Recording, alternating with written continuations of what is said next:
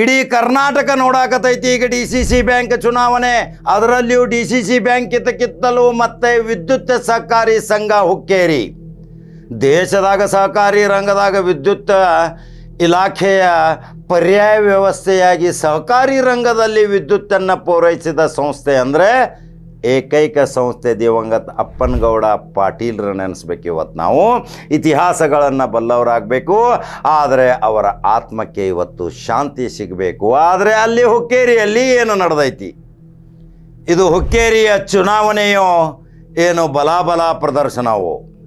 ಬಲಾಢ್ಯ ಎರಡೂ ಪಾರ್ಟಿಗಳು ಅಂಕಲಿಗೂಡು ಕ್ಷೇತ್ರದಲ್ಲಿ ಯಾವ ರೀತಿ ಇಂಥ ದ್ವೇಷ ವಾತಾವರಣ ನಿರ್ಮಾಣ ಆದರೆ ಮತದಾರ ಇನ್ನು ಮುಂದೆ ಏನು ವಿಚಾರ ಮಾಡ್ತಾನೆ? ಇನ್ನು ಮುಂದೆ ಎಂಥ ಇಲೆಕ್ಷನ್ ಬರ್ತಾವೆ ಅಂಬಲ್ಲ.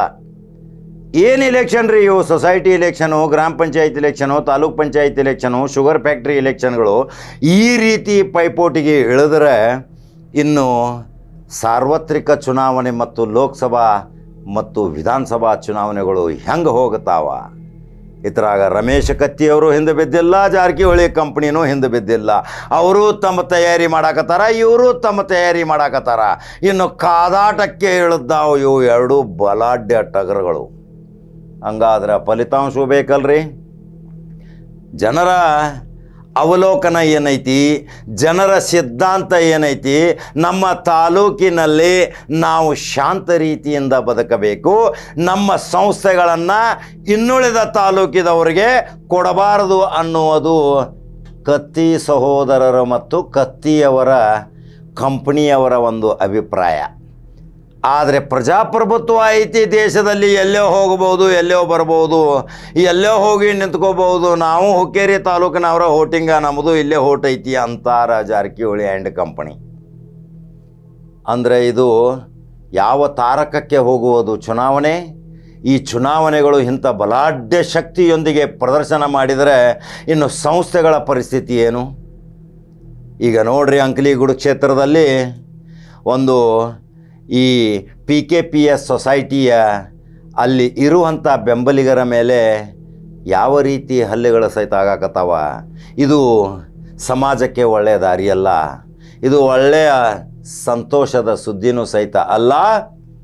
ನಮ್ಮ ಸಂಸ್ಥೆಗಳು ಹೆಂಗಿದ್ದವು, ನಮ್ಮ ಸಂಸ್ಥೆಗಳ ಹಿರಿಯರು ಏನು ಮಾಡಿದರು, ಅದಕ್ಕೆ ಯಾವ ರೀತಿ ಅಡಿಪಾಯಗಳನ್ನ ಹಾಕಿದರು, ಅದನ್ನು ಬಹಳಷ್ಟು ನಾವು ಅಭಿವೃದ್ಧಿಗೊಳಿಸಿ ಮತ್ತೆ ರಾಷ್ಟ್ರಕ್ಕೆ ಒಂದು ಮಾದರಿ ಮಾಡುವ ಸಲುವಾಗಿ ಚುನಾವಣೆಗಳು ಆಗಬೇಕು ವಿನಃ ಪೈಪೋಟಿಯ ಚುನಾವಣೆಗಳು ಸಹಿತ ಆಗಬಾರದು.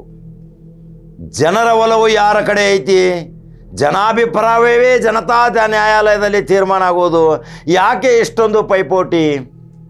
ಈಗ DCC ಬ್ಯಾಂಕ್ ಚುನಾವಣೆ ಈಗಾಗಲೇ ಒಂದು ಹಂತದಲ್ಲಿ ಚುನಾವಣೆ ಮುಕ್ತಾಯ ಸಮಾರಂಭಕ್ಕೆ ಬಂದೈತಿ. ಒಂದೊಂದು ವಿಕೆಟ್ ತೊಗೋತ ಬಂದಾರ. ಇನ್ನು ಸ್ವಲ್ಪ 4 ವಿಕೆಟ್ ತೊಗೊಂಡ್ರೆ ಅವ್ರದ್ದು ಬಹುಮತ ಆತು. ಅದು DCC ಬ್ಯಾಂಕ್ ಶಾಂತ ಆಗತೈತಿ. ಅದು DCC ಬ್ಯಾಂಕ್ ಅಕ್ಟೋಬರ್ದಾಗ ಐತ್ರಿ, 19ನೇ ತಾರೀಕು. ಆದರೆ ಈ ಸೆಪ್ಟೆಂಬರ್ ಕೊನೆ ತಿಂಗಳಲ್ಲಿ ಇದು ಸೊಸೈಟಿ ಚುನಾವಣೆ ವಿದ್ಯುತ್ ಇಲಾಖೆದು. ಆದರೆ DCC ಬ್ಯಾಂಕ್ ಇತ್ತಲೂ ಇದೇ ಹೆಚ್ಚು ಪೈಪೋಟಿ ನಡೆದೈತಿ. ಹಂಗಾದ್ರೆ ಇನ್ನು ಕತ್ತಿ ಬ್ರದರ್ಸ್ ಏನು ವಿಚಾರ ಮಾಡತ್ತಾರ? ನಿಖಿಲ್ ಕತ್ತಿನೂ ಭಾಳ ತಲೆ ಕೆಡಿಸ್ಕೊಂಡಾನ್ರಿ. ಅವು ಶಾಸಕ, ಅವು ಮಾತ್ರ ಮಾತಿನ ಚಾಕಚಕ್ಯತೆ ಭಾಳ ಜನ ತಿಳಿದಿದ್ರು. ನಿಖಿಲ್ ಕತ್ತಿ ಭಾಳ ಸೌಮ್ಯ ವ್ಯಕ್ತಿ, ಸಮಾಧಾನ ವ್ಯಕ್ತಿ ಅಂದರು. ಆದರೆ ಇವತ್ತು ಅಖಾಡಕ್ಕೆ ಇಳಿದು ಅಲ್ಲಿರುವಂಥ ಅಧಿಕಾರಿಗಳ ಜೊತೆನೂ ಸಹಿತ ಯಾವ ರೀತಿ ತಮ್ಮ ವಾದವನ್ನು ಮಂಡನೆ ಮಾಡಿದಾರ ಅದರ ಹಾಕಾಕತ್ತೇನೆ. ಅದೇ ರೀತಿ ಮಹಿಳೆಯರು ಸಹಿತ ಬಂದು ಇನ್ನು ಶಾಟ ಹೊಡ್ಯಾಕತ್ತಾರ್ರಿ. ಇನ್ನು ಮಹಿಳೆಯರ ಶಾಟ ಹೊಡೆದ್ರೆ ಇನ್ನು ಈ ಚುನಾವಣೆ ಯಾವ ತಾರಕಕ್ಕೆ ಏರ್ತೈತಿ, ಅಲ್ಲಿ ಹೋಗಿ ಮುಟ್ಟತೈತಿ ಅನ್ನುವ ಭಾವನೆ ಜನರಲ್ಲಿ ಮೂಡಾಕತೈತಿ. ಆದರೆ ಒಂದು ಸಂದೇಶ, ಶಾಂತ ರೀತಿಯಿಂದ ಚುನಾವಣೆ ಆಗಬೇಕು, ಮತದಾರನಿಗೆ ಸ್ವತಂತ್ರವಾಗಿ ಬಿಡಬೇಕು, ಮತದಾರ ಆರಾಮಾಗಿ ತಿರುಗಾಡಬೇಕು, ಆರಾಮಾಗಿ ಓಟ್ ಹಾಕಬೇಕು. ಅದು ಕತ್ತಿಗೆ ಹಾಕಬಹುದು, ಏನು ಜಾರಕಿಹೊಳಿಗೆ ಹಾಕಬಹುದು. ಯಾರ ಮೇಲೆ ಒಲವು ಐತಿ, ಯಾರ ಮೇಲೆ ಪ್ರೀತಿ ಐತಿ, ಯಾರು ನಮ್ಮ ಸಂಸ್ಥೆಗಳನ್ನ ಅಭಿವೃದ್ಧಿ ಮಾಡ್ತಾರ, ಅದನ್ನು ಅಭಿವೃದ್ಧಿ ಪಥದಲ್ಲಿ ಒಯ್ತಾರ ಅನ್ನುವ ಕತ್ತಿಯವರೇ ನೀವು ನಿಮ್ಮ ಅಭಿಮಾನಿಗಳಿಗೆ ಹೇಳ್ರಿ, ಶಾಂತ ರೀತಿಯಿಂದ ಚುನಾವಣೆ ಆಗೋದು ನಿಮ್ಮನ್ನು ನಿರ್ಬಿಡಿಯಾಗಿ ಬಿಟ್ಟಿದ್ದೀನಿ. ಆದರೆ ನಿಮ್ಮ ಅಭಿಮಾನಿಗಳು ಸಹಿತ ಇನ್ನು ಶಡ್ ಹೊಡೆದು ನಿಂತಾರಂದ್ರೆ ಮತ್ತು ಎದುರಾಳಿ ಜಾರಕಿಹೊಳಿ ಕಂಪ್ನಿನೂ ಅವರು ಶಡ್ ಹೊಡೆದು ನಿಂದ್ರ. ಅವರು ಅವರ ತಮ್ಮ ಅಭಿಮಾನಿಗಳಿಗೆ ಕಿವಿ ಮಾತು ಹೇಳಬೇಕು, ಶಾಂತ ರೀತಿಯಿಂದ ಚುನಾವಣೆ ಆಗಬೇಕು, ಪಾರದರ್ಶಕ ಆಗಬೇಕು. ಈಗ ಘೋಷಣಾ ಪತ್ರ ಕೊಡುವ ಸಲುವಾಗಿ ಅಲ್ಲಿ ಬಂದರೆ ಅಲ್ಲಿ PKPಯ ಸೊಸೈಟಿದವರೇ ಇಲ್ಲರಿ, ಎಲ್ಲಿ ಹೋಗ್ತಾರ? ಇನ್ನೇನೇನು ಹೈಜಾಕ್ ಪ್ರಕರಣಗಳು ಚಾಲು ಆಗು, ಕಿಡ್ನ್ಯಾಪ್ ಪ್ರಕರಣ ಚಾಲು ಆಕಾವ, ಇನ್ನು ತೊಗೊಂಡು ಹೋಗಿ ಇನ್ನು ಎಲ್ಲೆಲ್ಲಿ ಮುಚ್ಚಿಡ್ತಾರೋ ಏನು ಗೊತ್ತಾಗ್ತಾ ಇಲ್ಲ. ಆದರೆ ಇದು ಒಳ್ಳೆಯ ಬೆಳವಣಿಗೆ ಅಲ್ಲ. ಮೊದಲೇ ಬೆಳಗಾವಿ ಜಿಲ್ಲಾ ಇಡೀ ದೇಶ ನೋಡ್ತೈತಿ, ಇಲ್ಲಿ ಸರ್ಕಾರಗಳು ಉರುಳ್ತಾವೆ, ಸರ್ಕಾರಗಳು ಬೀಳ್ತಾವೆ. ಇದು ಒಳ್ಳೆಯ ಬೆಳವಣಿಗೆ ಅಲ್ಲ. ಜನ ಭಾಳ ಮಾತಾಡಕತ್ತಾರ, ಯಾಕಂದರೆ ಜನರು ಸಹಿತ ವಿಚಾರ ಮಾಡಾಕತ್ತಾರ. ಹುಕ್ಕೇರಿಯ ಚುನಾವಣೆ ಇವತ್ತು ರಾಜ್ಯ ದೇಶ ನೋಡಾಕತ್ತೈತಿ. ಆದಿವಾಸಿ ಭಾರತೀಯರು ಕೇಳಾಕತ್ತಾರ, ಯಾವ ರೀತಿ ಚುನಾವಣೆ ನಡೆದಾವ, ಹೆಂಗೆ ನಡೆದಾವ, ಸರಿಯಾಗಿ ಪಿನ್ ಟು ಪಿನ್ ಮಾಹಿತಿ ಡೈಲಿ ಬರಬೇಕು. ನೋಡ್ರಿ, ಒಂದು ಸಾಮ್ರಾಜ್ಯ ಯಾವುದೇ ಜಾತ್ಯತೀತ ಸಾಮ್ರಾಜ್ಯ ಸಮಾಜ ಸೇವೆಯಲ್ಲಿ ಮುಂದಿರ್ತದ್ದು. ಪ್ರತಿಯೊಂದು ಜಾತಿ ವಿಜಾತಿ ಪಂಥ ಪಂಗಡ ಭೇದವಿಲ್ಲದೆ ಎಲ್ಲ ಧರ್ಮದವರನ್ನು ಗೌರವಿಸಿ ಅವರಿಗೆ ಎಲ್ಲಿ ಕೂಡುವಂಥ ಸ್ಥಳದಲ್ಲಿ ಎಲ್ಲೋ ಹೋಗಿ ಅಲ್ಲಿಯೂ ಸಹಿತ ಅವರಿಗೆ ಆಸನದ ವ್ಯವಸ್ಥೆ ಮಾಡುವಂಥ ಸಾಮ್ರಾಜ್ಯಕ್ಕೆ ಬೆಲೆ ಕೊಡಬೇಕಲ್ರಿ.